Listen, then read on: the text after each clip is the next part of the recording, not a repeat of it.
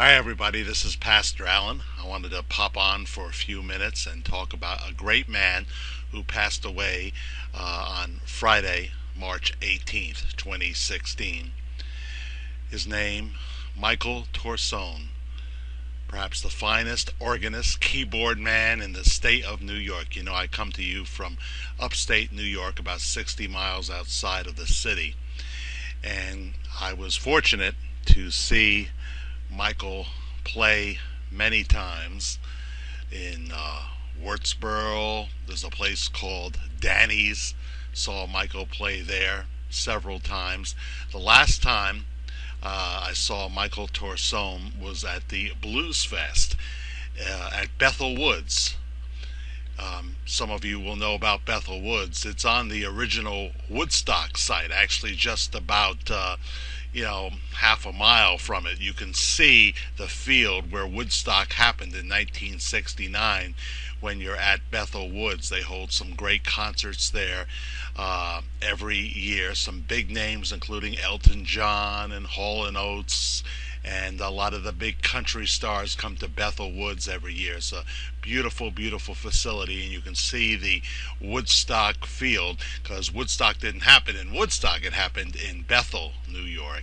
And they had a blues fest this past October 2015, headed by Midnight Slim, also known as Fred Scribner.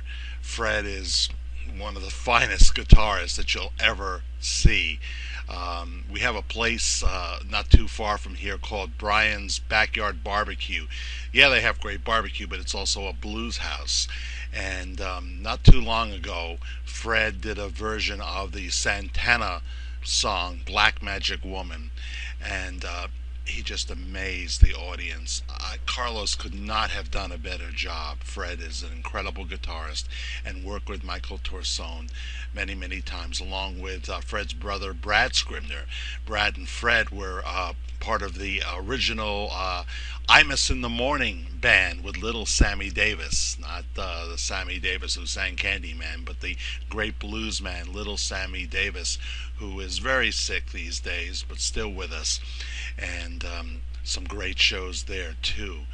But Michael Torsone, when you watched Michael, when you sat there and watched him perform, you didn't want to be any other place in the world. He was that good. He was that endearing. And what happened is on Friday, March 18th, he was preparing for a gig. He had played a lot that week. He did so many things. He would work on Hammond organs. He would give lessons. He would play for seniors. He had played a lot that week. And as he was setting up, he said he felt nauseous and dizzy. And I think they called 911, but he fell to the floor and passed away. And we called him the gentle giant. He was a big man, and he was saying that he had found this new diet, and that he was going to, lose some weight. And you wonder what kind of signs he had prior. Did he have pain in his left arm for days? These are all warning signs that when we feel things happening in our body that are not normal, we have to get right on it. We can't put it off. And so Michael didn't get the chance to lose the weight, but he was just a very loving and gentle man. He preferred the Hammond B3 organ. When he would bring that to a gig, big wooden organ, we knew we were in for a time. He didn't always bring it, but when he would bring the Hammond, oh, what a beautiful sound. I think it was an organ that Steve Winwood uses.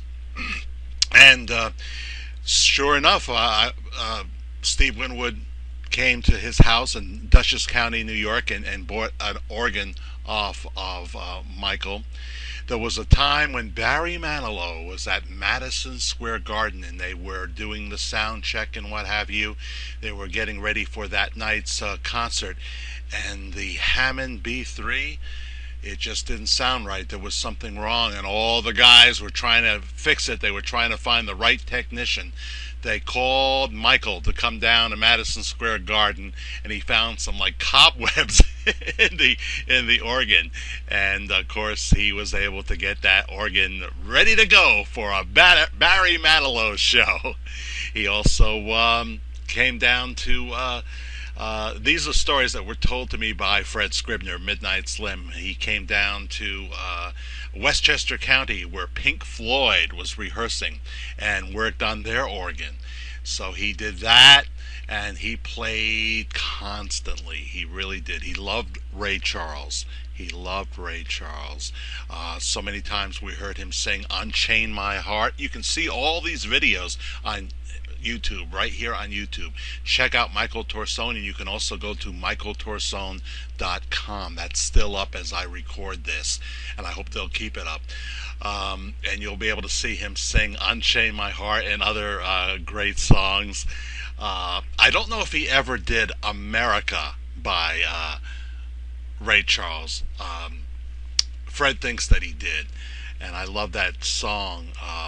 And I love what Ray, the ad lib, where Ray is singing America the Beautiful. He says, God shed his grace on thee, and you ought to love him for it. That's Ray Charles, and you ought to love him for it. And we ought to love the Lord for his grace that he gives us, because if we get what we deserve, if there was no grace of God, we'd all be gone, right? Because none of us can say, I deserve more grace, or I deserve what I have, because we all sin and fall short of the glory of God. I don't know if Michael was a man of faith. I never felt the Holy Spirit leading me to talk about my faith with him. I only had very brief conversations with him. Casual friend, but I was a fan, as were all of us around here. And hearing that news made us very sad on Friday night. They're going to have a memorial service. He played with so many different groups over the years. He played with the Ken Barron Trio, the Matt Jordan Band, and of course he had the Michael Torsone Trio as well. And well, he played in a group called the Grunt Band for a little bit with our friend Dan Greenberg. Dan is the lead singer of Side Effects, Side F/X, Side Effects, and they play all over this area. They play into Pennsylvania, they play into New Jersey.